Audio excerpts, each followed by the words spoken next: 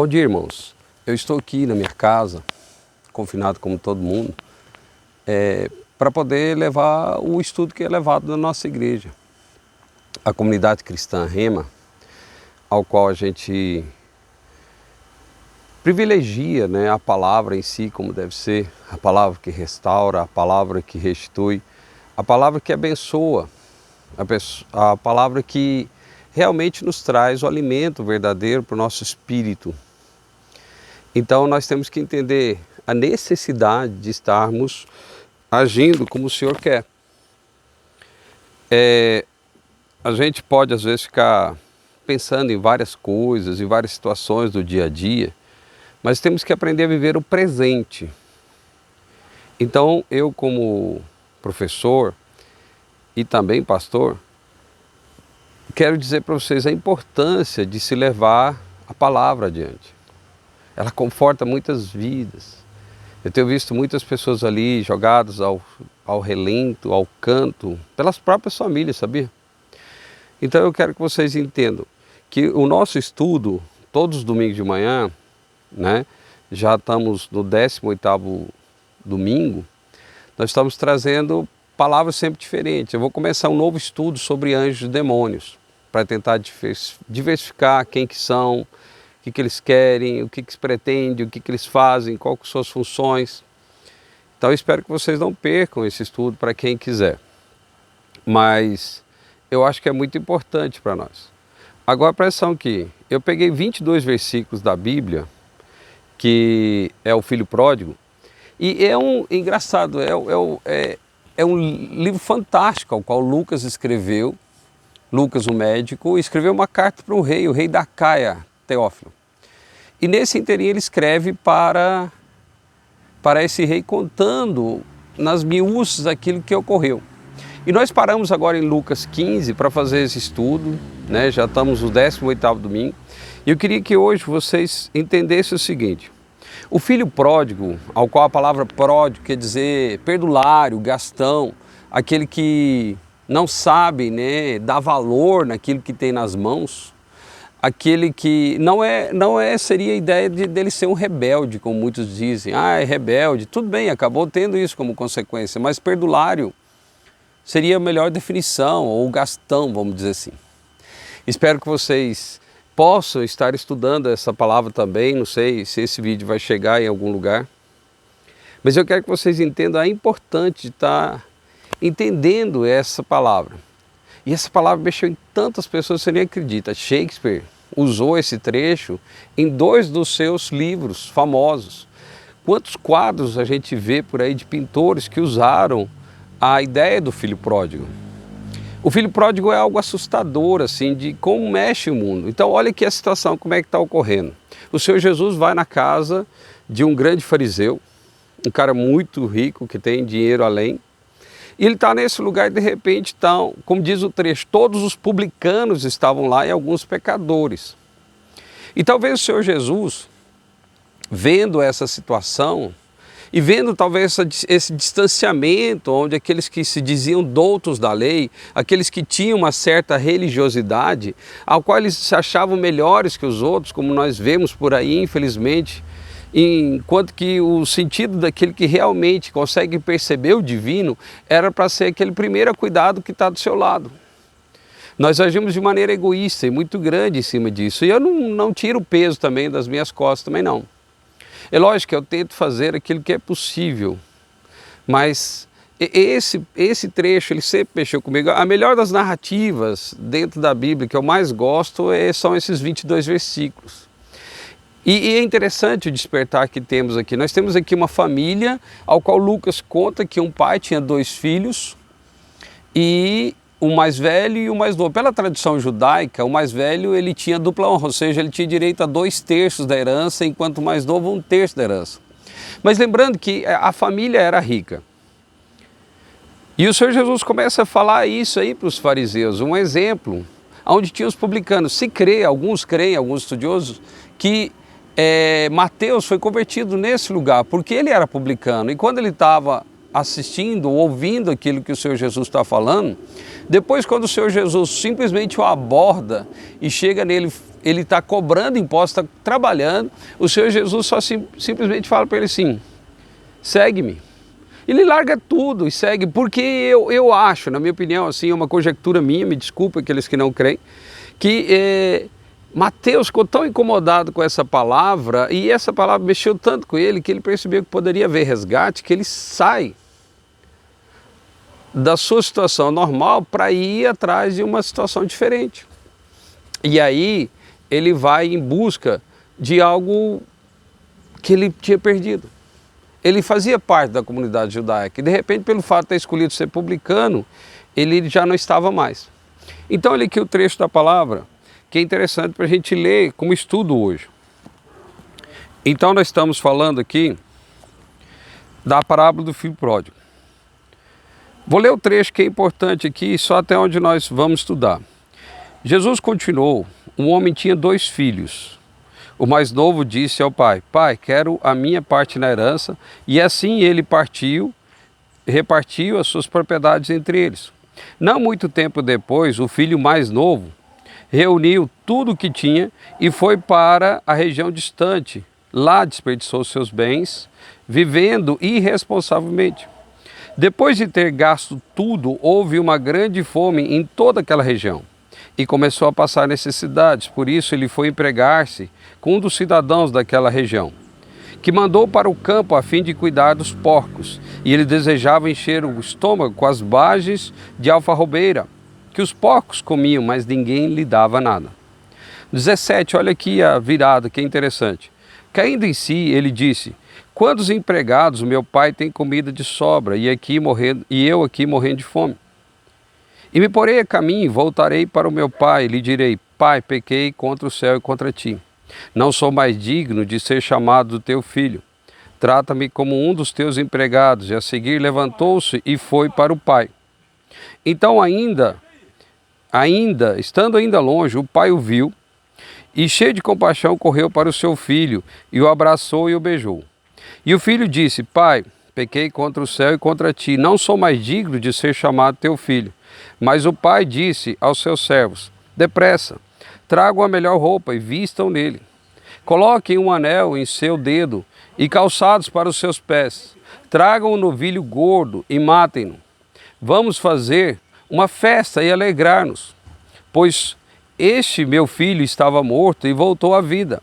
Estava perdido e foi achado, e começou a festejar o seu regresso. Enquanto isso, o filho mais velho, estando no campo, quando aproximou-se da casa, ouviu música e dança. Então ele chamou os seus servos e perguntou, o que está acontecendo? E ele respondeu, o seu irmão voltou e o seu pai matou um novilho gordo, porque recebeu de volta são e salvo. E o filho mais velho encheu-se de ira e não quis entrar. Então seu pai saiu e insistiu com ele. E respondeu ao seu pai, olha, todos esses anos tenho trabalhado como um escravo ao teu serviço e nunca desobedeci as tuas ordens, mas nunca me deste um cabrito para festejar com os meus amigos. Mas quando voltava para casa, esse teu filho, que esbanjou os seus bens com prostitutas, matas um novilho gordo para ele? E disse o pai, meu filho, você está sempre comigo e tudo que eu tenho é seu. Mas o seu irmão alegrou-se. Mas temos que nos alegrarmos no teu irmão, porque ele estava morto e voltou à vida, estava perdido e foi achado. Vou usar aqui minha colinha para o dia de hoje. Todo dia eu faço uma ideia. Nós temos que entender o seguinte, o retorno. O filho, agora, depois que ele fez tudo que estava errado, ao qual ele viveu em pecado, ele retorna, ele resolve voltar para o pai. Mas que tipo de volta que ele faz? Ele teve que ir ao fundo do abismo, estar lá mexendo com os porcos. Só para você ter ideia, o serviço de cuidar dos porcos naquela época, já tenho falado isso no meu curso, era para pessoas que ou tinham uma incapacidade física ou tinham alguma deficiência mental, porque qualquer um que tivesse qualquer qualificação, ele poderia ser usado em qualquer outro trabalho, ou seja, cuidar dos porcos era o pior trabalho. E para judeu, então, porco era algo assim, que era usado somente para sacrifícios que não vinham em relação ao Senhor. Então eu digo para vocês, nessa situação, O jovem agora, no 17, ele fala algo brilhante, ele caiu em si. Às vezes está na hora de você cair em si. E você voltar para o Pai. E lembrando, sim, não importa o que você fez, não importa o que aconteceu na sua vida, não importa o que você tem pensado na tua vida. Volta. Volta, ele vai estar sempre de braços abertos. O Deus que eu creio não é um Deus que está no madeiro, não é um Deus que está pendurado de qualquer jeito. O Deus que eu creio é um Deus que perdoa. E todas as vezes que nós damos um passo na sua direção, ele vai em nossa direção trabalhando como deve ser. Então eu digo para vocês, vale a pena voltar. Às vezes você está aí pensando, não tem jeito. Tem muitas tradições ainda que tem essa herança farisaica, ao qual acho que a pessoa, quando ela cometeu um erro, ela não tem perdão mais. É lógico que a pessoa tem que pagar pelos seus erros aqui na terra, não digo assim, perante as leis humanas. Se o cara cometeu um homicídio, cometeu algo assim, ele pode estar preso, mas ao mesmo tempo livre, porque ele voltou para o Pai. Então eu quero que vocês entendam agora, eu posso falar assim, o retorno do filho é algo muito importante. Para os fariseus, uma pessoa como pródigo não se imaginava, eles não tinham leis para isso, eles não tinham como agir, não se imaginava a ideia de ter perdão. Pois eles acreditavam numa salvação perante o mérito, que era feito para atender o desejo religioso humano. Ou seja, quando você é religioso, dá problema. Você tem que evitar de ser religioso. E eu nas minhas orações, peço sempre, Senhor, eu não quero ser religioso. Eu não quero ser fariseu. Eu quero entender a sua palavra e tentar ser o seu discípulo a cada dia. Lembre-se bem, acorde de manhã e fala, Senhor, me dá mais um dia na tua presença, que é necessário. Era como... E assim eles determinavam essas leis, ao qual parecia um labirinto religioso, onde as pessoas não viam ideias como chegar a tantas leis que eles outorgaram, tantas leis que eles colocaram, obrigando as pessoas a obedecer. Mas eu quero que vocês entendam, no conceito deles, uma pessoa como pródigo não poderia ter salvação de Deus. Eles já estavam no inferno na visão deles, e eles estavam comemorando. Mas agora, eu quero que vocês entendam, há uma guinada surpreendente na história. Em Lucas 18, 9, fica claro a maneira como os fariseus pensavam. Depois vocês leiam. Então, na visão deles, era justificável o ódio, ou seja, era pela visão que eles tinham, eles achavam que eles poderiam odiar qualquer um. Qualquer um que tivesse qualquer erro, qualquer manchinha, era suficiente para eles. Eles andavam nas ruas com os filactérios, que eram pedaços da Bíblia escrita, se mostrando para os outros, tipo assim, nós temos poder. Infelizmente, há pessoas aqui no Brasil e em outros lugares que têm uma certa religiosidade e se acham a quarta pessoa da divindade. Mas há muito tempo não amam mais. Há muito tempo não cuidam do próximo como deveria ser. Há muito tempo não têm esse cuidado. Então eles até estavam agora felizes, ou seja, até Lucas 15, versículo 17, eles estavam alegres com o problema que houve com esse pródigo. Eles estavam felizes, ele está pagando. É o que nós às vezes fazemos de maneira errada. Vemos uma pessoa ao qual se aproxima da igreja, nós torcemos para eles, como se diz, cair em desgraça mesmo, ou seja, fora da graça. Parece que temos o orgulho em pensar assim, nós somos melhores. E aí é um erro muito grande, tá? Então eles pensaram assim, chegou o fim do pródigo, acabou, ele pagou. Só que eles não esperavam que ele se arrependeu verdadeiramente. Então eu não sei quem é você, se você está ouvindo esse vídeo, essa gravação, talvez alguém vai mandar para você. Talvez você está vivendo um pecado assim que é muito grande, mas eu te digo, arrependa-se, vale a pena. Porque o Senhor Jesus Cristo está de braços abertos. Ele vai te receber. E pouco importa que os outros falem, porque o que vale a pena é estar no reino dos céus. O que vale a pena é você ter esse cuidado com Deus que te ama. Pode não parecer, mas eu gosto muito em Timóteo, quando Paulo escreve, fala assim, é desejo de Deus que todo homem seja salvo. Não é para alguns não, como alguns vivem dizendo, como alguns enchem a bola e a boca para falar assim, tipo, nós somos os bons. Ei, não é meritocracia não, é pela graça. Ninguém merece, se for pensar, nem eu que sou pastor, ninguém que alguém, você olha assim, nossa, essa pessoa é iluminada. Se não for pela graça, ela não vai receber a salvação. É somente pela graça, e eu creio nisso. Só que eles não, o quê? Não preveram quem? O arrependimento verdadeiro desse homem. E agora, como acomodá-lo nas leis? Eles não tinham como. Ele arrependeu, acabou. Ele quer voltar. mas ele é considerado excludente por eles. E o personagem central agora torna um desafio sério na sua vida. E ele vai quebrar com esse sistema religioso, com todo esse paradigma. Então, não era o fim, mas sim o começo de uma virada como deve ser, pois o seu arrependimento era profundo e sincero. E por fim, em Lucas 15, 17, 19, ele cai em si e percebe o mal que fez para o seu pai. Alguém que o amava e lhe dava bondade e graça. Entende que tudo foi culpa dele, ou seja, ele para assim, a culpa é minha, eu estou aqui errado, ou seja, você tem que entender isso. Se há alguma coisa errada na vida, pare de culpar os outros. Gosto muito de Bernard Shaw quando ele fala assim, até quando você vai colocar a culpa nos outros pelo seu insucesso? Até quando você vai estar culpando alguém por aquilo que aconteceu na sua vida? Até quando? Viva! Eu não sei o que você pensa na sua vida, mas eu vejo pessoas assim que às vezes têm uma deficiência real, física, e eles buscam o Senhor de qualquer maneira. Eles entendem que essa intimidade é pura e ela abençoa. Porque quando você consegue enxergar a graça, pisar no trono de Deus, ou no átrio, ou no santo dos santos, você vai ter uma vida confortável. Pouco importa como você estiver, como que as pessoas estiverem interpretando em sua volta. E mesmo assim, conhecendo seu pai, ele apelou para quem? Para a misericórdia dele, sabia, meu pai é uma pessoa boa. Eu vou voltar nem que seja para ser um trabalhador. Porque aqui eu estou passando fome e aqui os trabalhadores não são considerados como devem ser. Eu achava que o mundo lá fora ia ser sempre assim, cuidado. Quando você tem um pouquinho de grana, alguma coisa que oferecer, seja seu corpo, seja sua inteligência, o mundo vai te abraçar. E o mundo vai te colocar num pedestal da fama, ao qual vai ser difícil quando você cair dele. E você vai entender que é necessário fazer o regresso, como esse homem fez. E agora ele traça um plano bom. Pela primeira vez ele traça um plano bom. E essa família que era totalmente estruturada, porque nós temos 2 irmãos. Por que o irmão mais velho, que era o sábio, que ficou quieto, que não fez nada, não foi atrás do filho mais novo e falou assim, você está fazendo algo errado. Você vê, o filho mais novo não amava o mais velho, nem o mais velho amava o mais filho. Então era uma família totalmente estruturada, apesar de ter dinheiro. Mas o pai era bondoso. E nós temos que aprender a viver como irmãos.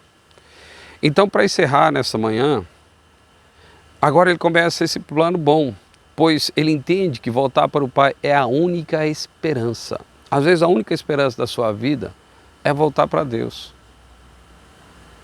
E lembre-se bem, você não tem que ter asas, você não tem que ter auréola, você não tem que ter nada diferente, simplesmente você se entregar. E deixa o Espírito Santo fazer tudo na tua vida, porque Ele que muda o teu caráter. Você, por você mesmo, você não pode mudar nada. Porque se fosse possível, Deus não precisava ter mandado seu filho aqui.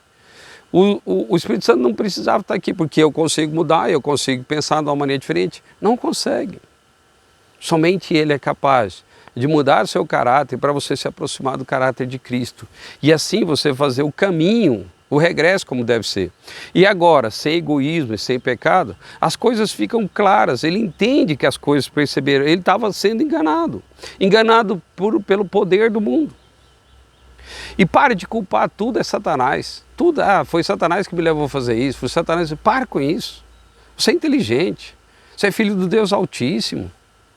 Volte e faça o regresso como deve ser para que você seja abençoado. E ele agora sabe que ele tinha perdido o direito de estar no pai.